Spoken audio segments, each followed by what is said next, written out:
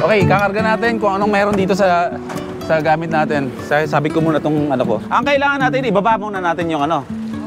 Sige, ibaba ko muna. Ito si Watod ay hindi natin ito isi-set up agad-agad. Unti-unti ang setup nito kung ano yung mga kakailanganin talaga natin.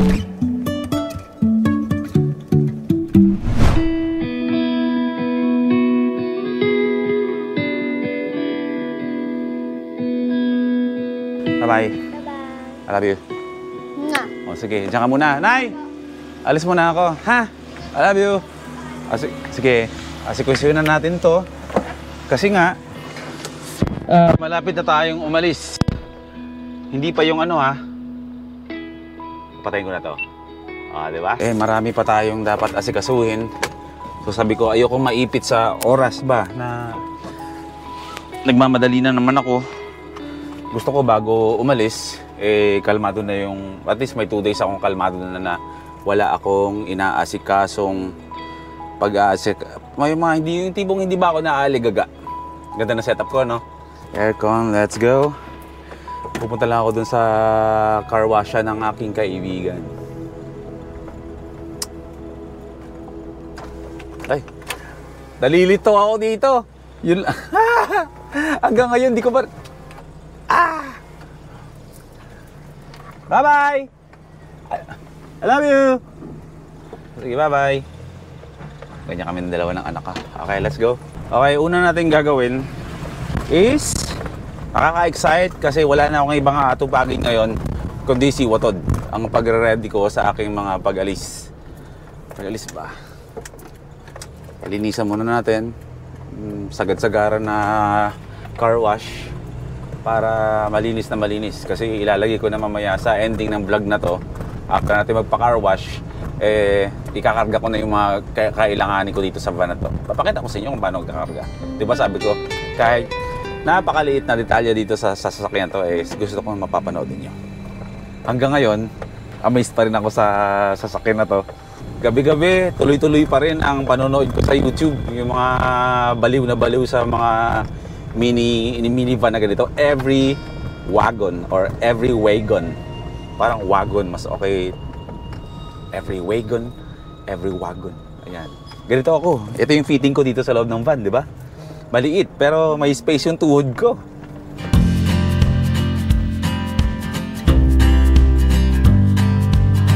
Sa susunod na mga araw, ang gagawin natin is papalitan natin yung tubig. Kasi ng radiator, kasi tubig lang to. Papalitan natin ng coolant. Meron akong coolant doon 1 galon. Papalitan natin to. Inaalam ko kung paano palitan. So, akala ko dati, parang tubig lang siya na pagka-drain mo, ipapasok mo lang. Tapos yun na yun, hindi pala. Dapat pala walang tubig sa loob ng radiator para maiwasan ang pag-overheat ng sasakyan na to. So, may bleeding pa na nangyayari.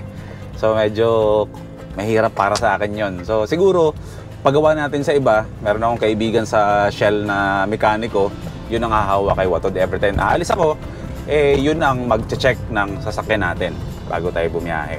At pag uwi, siya rin ang mag-check up ulit. Para pag umalis ulit, wala na tayong gagawin kundi bumiyahe agad. Itong mga minivans na ganito, alam nyo mga first timers, galing to ng Japan. So, dinala dito sa atin, sa Pilipinas, surplus. Itong van na to, dumating dito, hindi siya buo. Biak-biak to, nilagari-lagari to, as in hati-hati to. Katawan nito, hiwala. Basta pinagsiksikan to sa loob ng container van. Isipin mo sa isang container van, ang laman na van na pinagka-chop-chop is halos nasa 14 to 17 na vans ang nasa loob ng isang container. So isipin mo, pinagputol-putol to. Kunwari, itong pintuan na to, tanggal yan. Magkakasama sila ng pintuan. Lahat ng pintuan magkakasama. Tapos lahat ng parte ng sasakyan na to bago to nilagari bago isakay sa container van. Nilalagyan ng number lahat ng pintuan. Kunwari, 24. Lahat ng mga pyesa na pinagpuputol-putil to, ultimate salamin, number 24 yan. Para pagdating dito sa Pilipinas, alam mo kung ano yung mga parte-parte na pinagcha-chop-chop dito sa surplus, dito sa van na to. Napakagaling. Right-hand drive to dun sa Japan, kinonvert dito sa Pilipinas, ginawang left hand. Napakagaling ng mga Pinoy, no? Ang problema ko lang dito, dahil nga isipin mo, yung manibela nasa kaliwa ngayon, nung nasa Japan, nasa kanan, ganun ka-amazing ang mga Pinoy pagdating sa mga conversion. Ngayon, ang problema ko, lahat ng mga controls dito, nalilito ako, pag sinilide down ko yung, pag pinindot ko yung, pag binababa ko yung kanan ko na salamin, yung left na pindutan. Tapos, pag bubuksan ko yung sa kaliwa kong pintuan, dapat ang pindutin ko kanan. So overall, itong sasakyan na to, ang kaliwa nito is kanan, tapos yung kanan nito is kaliwa. Nakakatawa. Ay, nako. Brother, linis ha? Sa'yo kasama mo? Oy bro, kumusta? I-set up ko na camper van. Ito muna gagamitin ko sa biyahe. Papapintanaw ako eh. Ayos ba mo ka bang sapatos ni Voltes 5? Okay na yan bro? Okay. Daming gamit eh. O basta yung saktong linis lang na kaya-aya tignan. Grabe yung ilalim, kita mo yung mga hati-hati dito no. Filipino engineering talaga no. O siya, sige. Cute diba? Ano bro, good trip mo yung ganitong sasakyan? Diba, tignan nyo oh. Ang ganda eh no. So papalinis natin si Watod ngayon. Ay may ano eh, gamit na to. Paano nakakaya naman kasi ibigay ko sa ito, gamit ko na to. Yun ang mga gilid mo bro. Wala na yun, ganyan talaga yun oh. Sige, yan na, kahit yan na, malinis lang. Brother, kamusta? Kamusta? Mayayain ka talaga. Bro, anong masasabi mo sa bago mong alaga? Ako, apakaganda ng van. Van. Ha? Van ang ganda. So, dyan ako titira bro. Yan naman, para ibang gaming naman tayo. Ito na tapos ha. Ha? Uwi ko na. Naku, nag-aagawan kayo dyan sa isang helmet na yan. Gusto mo? Alin? Takti, gusto mo yung helmet? Ba't ganun sa'yo? Gusto nyo yung sinusuot ko, amoy pawis na. Pero kaya naman, meron naman tayo mga ano dyan, yung pang-disinfect. Oh, shoutout mo, dali. Ano yun? Yung Kobe. Kobe? Kobe helmet. Sabi mo, Kobe Power. Kobe power.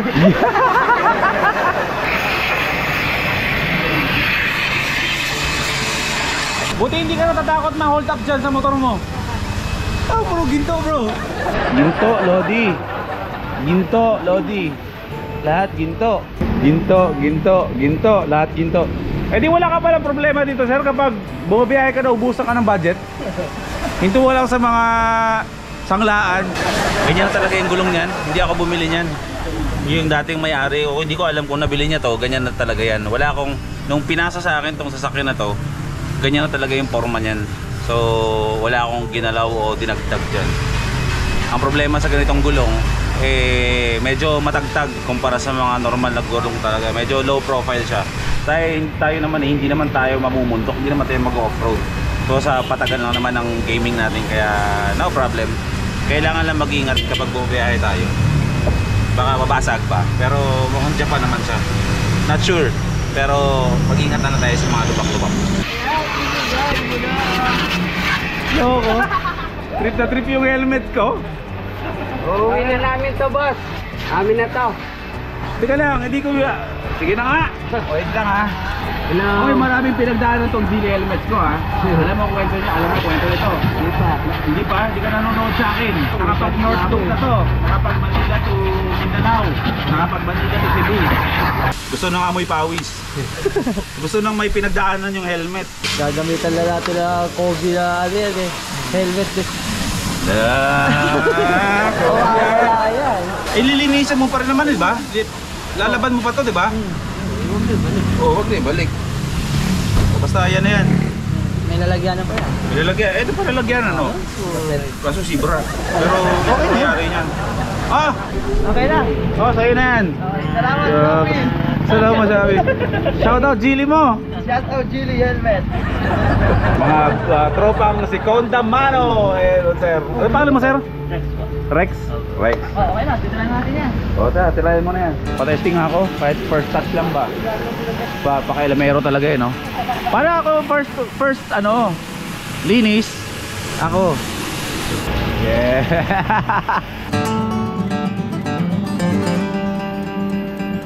Kung hindi gaganahan maglinis eh, may bagong helmet.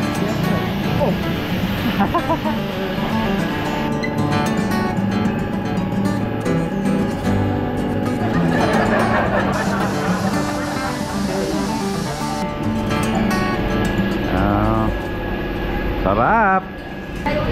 Ganyan, uwi natin ganyan. Ano nga tawag dito? Andiyan na agad dyan eh. Visor.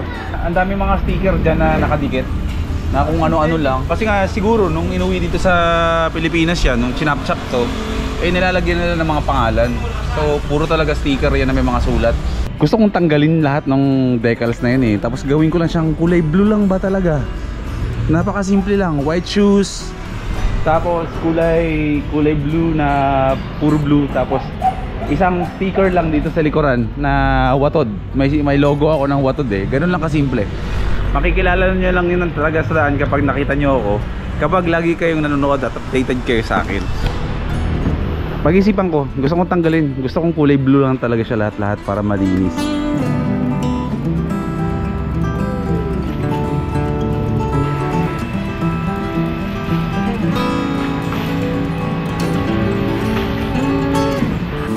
Okay, tapos na. Ano na yan? Tipong na yan. Okay. Oh, good.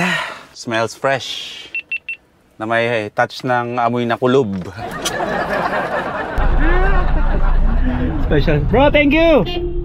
Kailangan ko lang ng deodorizer dito sa loob ng sasakyan. Alam ba mga kulang dito? Pabango, car freshener. Mamaya ikakarga na natin yung mga gamit ko. Actually naka-box na yon. May mga plastic box akong malalaki, 2 plastic box. At yun. Tulugan ko ang wala pa. Bili tayo sa DV Mart. Ilaw, power station, meron naman na ako. Ito si Watod ay hindi natin ito isi-set up agad-agad. Unti-unti ang setup nito kung ano yung mga kakailanganin talaga natin. Kunwari, next biyahe, kailangan ko pala ng ganito. Kailangan kong i-install. Eh, yun ang gagawin natin. Hindi natin siya i-full setup talaga. Unti-unti ba? Hanggang sa maging kung ano talaga yung magiging itsura niya after na makompleto. Kailangan ko ng solar panel, awning para meron tayong bubong sa labas, tsaka yung bracket sa taas para paglagyan ng solar panel. Ayoko ngang butasan yung sasakyan, pero kung magagawa ng paraan ng minimal lang yung butas, nag-iisa lang para sa solar panel, sige, pwede na. Tara, pasok tayo ng DV Mart. Vlogger tayo. Dapat hindi tayo nahiya mag-vlog kahit sa maraming tao. Siyang in charge sa mga tulugan ko. Magpapasko, di ba? Oo. Pwede ba ako maglagay ng Christmas tree? Hindi. Sa loob. Sunblock. Wow, sunblock. Sige na. Bakit magsa-sunblock? Kulay blue. Basta everything. Brown, gusto mo? Ayoko. Wag kasi tatama rin ako maglaban yan. Kasi hindi ko mahalata yung dumi. Tsaka ang kailangan pa natin yung sapin ng tutulugan ko. Yan, bilhin mo. Bay na bay ah. Wala ba ibang kulay? Shout out Bay Vlogs. Bay na bay. Ayan, malaki-laki. Kasi lang sa banda. Ano ba to? Kumot? Oo. Kailangan ko pa ba talaga ng kulambo? Mahal? Pampasikip yan dun eh. Yung lamok yung magkulambo. Para hindi na ako nagkukulambo. Gusto ko naman, siyempre, pagod ka sa kakadrive mo pag malayo. Gusto ko comfortable ka ba sa pagtulog? Parang kailangan ko to. Para sa mga aswang. Mga wakwa. Holy water, kailangan mo. Holy water, rosaryo. Ano nga yung pang Chinese? Insenso. Pantaboy ng mga masasamang spirit nung gigising sa akin sa alas 3 na madaling araw sa kawalan. O yun na. Magaan lang siya. O, pwede natin ito magamit sa camping. Mainit yan, mahal. May electric fan ka naman eh. Kahit na mainit sa likod yan. Tsaka tignan mo yung design naman. Sino ba to? Sino yan? Snow White. Hindi. Si ano? Let it go. Let it go. Ano yan? Ano? Yung banig na lang doon. Mas maganda yung Ayoko banig. ng banig na yun, mahal. Original ba to, te? What everyday? Okay, isa-isay ko. Ayoko sanang gawin to. Kasi nga, syempre for privacy ba? Kasi parang natatakot ako na malalaman, ay, alam mo naman mga first timers mababait. Eh mga, siguro praning lang ako. Pero nag-decide na rin kami kanina ni Prisha na palalagyan namin ng alarm itong van. Tapos may setup din ng mga ilaw yung sa labas na in case na kapag gabi ay natapik siya, ay ukusa siyang iilaw sa paligid mo. Tapos meron din akong isang kaibigan na nag-message kanina na sabi niya, ako na bahala sa GPS mo. So naka-GPS, ang van. Bago kami umalis ng Davao Oriental kasama si Commander D, equipped na to ng GPS and alarm para for safety natin. And then yung iba, bala na. Okay, kakarga natin kung anong meron dito sa gamit natin. Sabi ko muna tong ano ko. Ang kailangan natin, ibaba muna natin yung ano. Sige, ibaba ko muna. Kasi dalawa lang naman kami ni Commander D. So, pareho kami nasa harapan. Tsaka talagang ang tulugan nga to, di ba? Tignan nyo yung itsura. Di ba? Kapag nakababa to, magiging bahay ko to. My God. There you go. Lumang-luma yung ilaw ko Ayaw pa ma-switch Yan. Ay, teka lang, baka Sige. Ganito ako sa loob ng van. Promise, maliit to, pero parang kakasya naman ako, makakatulog naman ako na maayos. Tingnan natin. Tingnan natin sa unang araw na matutulog tayo dito. Takti. Pwede. Pakita mo lang ano ko. Isara mo. So, ganito, pwede 2 tao.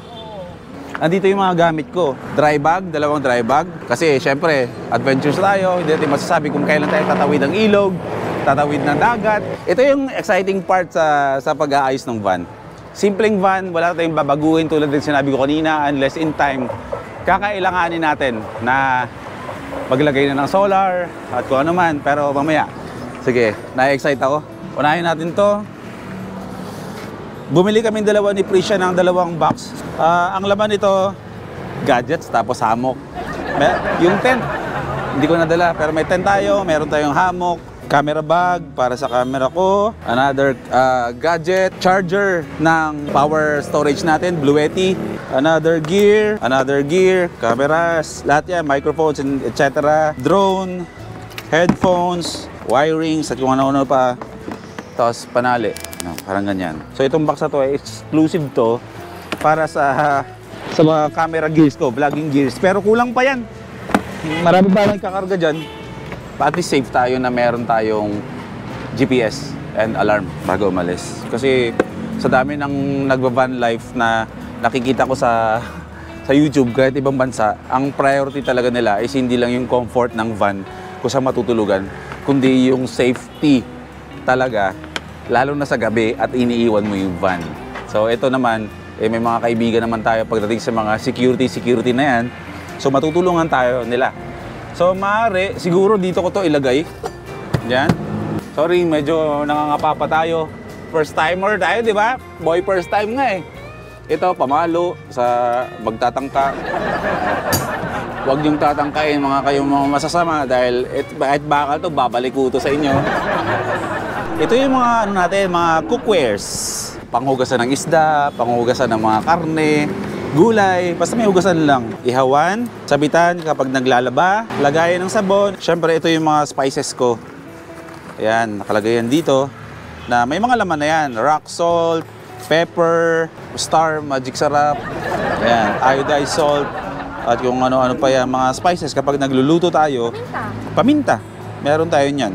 Next is, ito yung pang military kainan. Ito yung mga gears ko dati na hindi nyo alam na nagka-camping-camping ako. Pero ito yung ginagamit natin, di ba? So akala nyo, ngayon lang interest ko. Matagal na. Meron akong 3 bowl dito. Sa akin, kay Girl P, kay Hana. Okay, next, stove. Matagal na rin to sa amin. Ito yung mga camping tools ko. 3 years na yata sa akin to. Ayan, meron akong kutsilyo, di ko alam kung para saan to, pito, pangsindi ng apoy, pag wala tayong lighter. Pero syempre, magdadala tayo ng lighter, ba't ba tayo magpapakadahirap? Kaya nga, inibento yung lighter para mas mabilis magpa-apoy, no? Huwag tayo dyan. My favorite coffee, shoutout kay Engineer. Ito pa yung natira dun sa kaping binigay mo sa akin sa Cotabato City. Tinitipid ko yan. Marami ako kaping iniinom, pero paminsan-minsan ito tinitira ko. And then, meron ako dito na mug na press din para sa kape. Pag nilagay ko dito yung coffee ni Engineer, bubuhusan ko ng tubig, ilalagay ko lang to dito. And then, press ko, babagsak yung kape. And then, instant coffee, brewed coffee. Ito, meron dito na lagayan ng tubig ng brand na kinalimutan na ako. Nung panahon na nagsisimula sila, dyan sila, pero nung iniwan na nila ako. Sana matutong lumingon.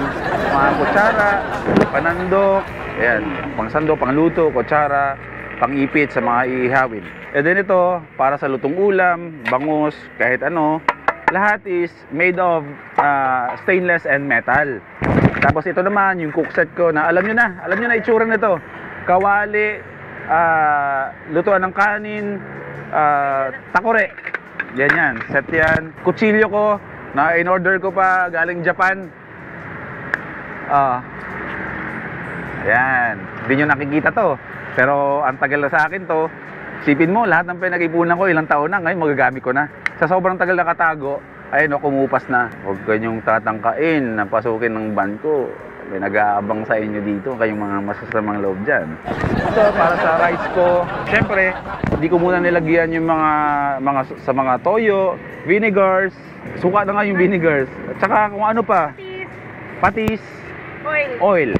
Ito, nabili ko to sa Enchanted River nung nag-Philippine Loop kami. Nung panahon na yun, nagko-collecta na ako unti-unti ng mga gamit na gagamitin ko sa pag-van. Siguro ngayon, hindi ako full, baka lang 100% na van lifing, pero feeling ko mahal. Feeling mo ba? Yes. Para mauuwi talaga ako sa mga kasanayan ko. So hindi ako magdala ng motor eh. Oo, hindi ako nagpo-promise. May dala din pala akong helmet kapag bubiyahe para kunwari isa na ako hinto. O parenta lang ng motor niyo. Kung gusto niyo akong pahiramin ng motor, salamat. Pero pag hindi talaga ipapahiram, baka pwede mo yung magparent. Pag bumoto adventures ako, 'di ba? O stop over ako. Oh my god. Dito na ako mag-edit. Okay, next is the power station. Ito yon.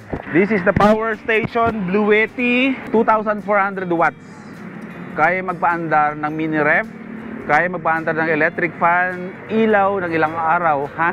Rice cooker, nakakapagluto dito, which is talagang, ito sponsor sa akin, ito pinadala, pero isipin mo, hindi pa ako nagkakaban. Sinabi ko sa kanila na in time magkakaroon ako ng ganitong, di ba, claiming something na hindi po pa naman pinanghahawakan at magtitiwala ka, nagkakatotoo. Tingnan nyo ngayon, andito ako ngayon.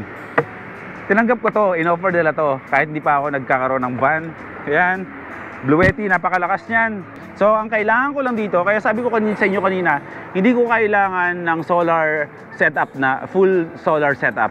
Kailangan ko lang is yung solar panel directly papunta dito sa charging port niya. And then automatic, boom. Habang bumabiyahe tayo, nagcha-charge. And then pag gagamitin, hugutin ko lang. So sa ngayon, hindi ko pa kailangan. Aaralin ko muna kung paano, kung gaano siya katagal. Kunwari kung ilang days siyang aabot nang hindi ko siya china-charge. And then doon ako magde-decide kapag alam ko na medyo kinakapos na ako. Di ba mahal? Parang kinakapos na ako ah. So doon ako magde-decide na magpa-install na tayo ng solar panel natin. Solar panel lang, hindi full setup. Ayan, pwede pa rin kahit nandito yung power station ko. Okay, ito next. At sabi ko kanina, sa mga gusto makipag-collaborate dyan para kay Watod, open kami. So ito, may nag-sponsor na sa atin, Power Kalan. Maliit siya ng lutuan. So ito is portable. Iniisip ko si maliliit. Pahirapan pa, mabilis maubos yung mga butane. Eh kung hinto naman tayo magluto, ay ba't pa tayo magpapakanda hirap magtiis sa maliit na lutuan? Eh di magdala na tayo ng maliit na ganito para ready na pagbaba, magluto tayo ng mabilisan. Di ba? Malakas yung apoy. Tsaka ito, hindi ka nang bili ng butane. Ang Power Kalan, meron niya sa Luzon, sa Visayas and Mindanao. Kapag ako naubusan dahil sponsored tayo, tatawag lang ako, dadalhin nila yung bagong ganito ko. Itong Power Kalan, kahit saan ako naroon. O, di ba? O, di ba? Dito ka lang din ilalagay yan, somewhere dito. Kumbaga, initial ayos lang naman to. Walis ni nanay, hindi ko dadalhin yan. Okay, ito yung mga basic needs ko naman. Binili natin kanina. Sapin na lang talaga mahal. Pero mas bet ko talaga mahal yung parang native na sapin talaga. Yun na yung kulay Blue na, yun talaga. Pinipilit mo talaga sa akin yun. Yung may let it go, let it go. So ito, yung kumot ko na isa. And then, ito naman, siguro extra kumot or kapag sobrang init, ito lang isasapin ko. Basta dalawang kumot yan. Favorite color, army, blue. Yan yung mga favorite color ko. Towel na maliit para sa, syempre, ligo-ligo. Baby wipes, pampunas ng mga puwet natin kapag inabutan. Yun ang tanong, kung saan ako magsi-CR. abay, kubuyan tayo. Kapag ako nahinto sa mga damo-damo, sa damuhan talaga ako, ano. Oo, ganun. Pero syempre, ang pinaka-safe natin is sa mga CR ng Petron, pag-alanganin yung lugar, sa barangay tayo hinto, makikitulog, kung hindi man, sa mga gas station, kung hindi man, makikipagkaibigan muna tayo. Magpapaalam tayo para makipark muna sa mga bahay ng iba. Sa ngayon, hindi ko muna gagawin yung magpapaka-hardcore ako. Kasi sa totoo lang, takot ako. Kailangan ko munang i-gain yung tiwala ba sa sarili. Kasi hindi ko alam kung paano ko i-handle yung para depensahan yung sarili ko. Inisip ko kasi yung bakal na yun eh. Baka war freak kasi ako kapag may nang-war freak sa akin. So, charot lang. And then, syempre, bago mag-baby wipes, ito muna gamitin nyo para hindi nang nilimahid yung mga peanut butters nyo dyan sa puwet, di ba? Iba kasi, wet wipes dala. Imagine mo, unahin mo yung wet pipes, di ba? Siyempre, dry muna. And then wet. And then dry ulit. Ganyan lang siya. And then, last one is, wala yung battery ko mahal. Bumili ako siguro sa mga next na to na ipapakita ko, na bumili ako dito ng fairy lights. Yung maliliit na mga Christmas, parang Christmas, hindi siya Christmas lights, fairy lights, na i-install ko siya, isang gabi na, haba na rin ang vlog ko, i-install ko siya somewhere sa loob kapag matutulog ako, medyo gising pa ako, tag-edit ako, meron akong fairy lights sa loob, di ba? So far, yan lang muna. Ganyan lang, initial setup lang, napakasimple. Saka na natin gawin yung mga bagay na kailangan talaga in time. Sulitin muna natin si Watod na as is siya, kung ano itsura niya nung binigay sa atin, and then saka na natin i-personalized ba kung ano talaga yung mga kailangan natin. Owning! Kailangan yun in time. Yung kinakabit dito na makahaba, tapos bubuksan, mayroong bubong dito. So, saka na nga yun, saka na. So, hiningal ako. Sobrang excited ako. Yung excitement sa akin, nag-aapoy-apoy talaga. Kahit siyempre siya, babiyahe tayo sa somewhere dito malapit bago tayo mag Davao Orientals. So, Orientals. So, tatapusin ko na. Dito, maraming salamat mga first-timers sa pagsuporta at pagsubaybay sa buhay namin ni Watod, no? Ang van na to ay hindi to exclusive for Boy P. Para to sa mga first-timers. Pag nakita niyo ako sa magpa-picture kayo sa akin, humingi kayo ng stickers, pwede niyo akong i-approach. Huwag niyo isipin na suplado ako. Ha? Pag hindi ko kayo nakibodel, hindi ko lang kayo nakita, hindi ko narinig, pero tapigin niyo ako pag nakita niyo ako. Okay? Itong van na to is para sa lahat ng mga first-timers. Pwede. Diba? So, ayun lang. Maraming salamat. Magkita tayo next vlog. Unti-unti na tayo nagbabalik. At makakayanan natin to na bumabiyahe tayo at daily ako mag-upload. Okay? Maraming salamat mga first-timers. Life is good. Andito na tayo sa katotohanan. My God! This time we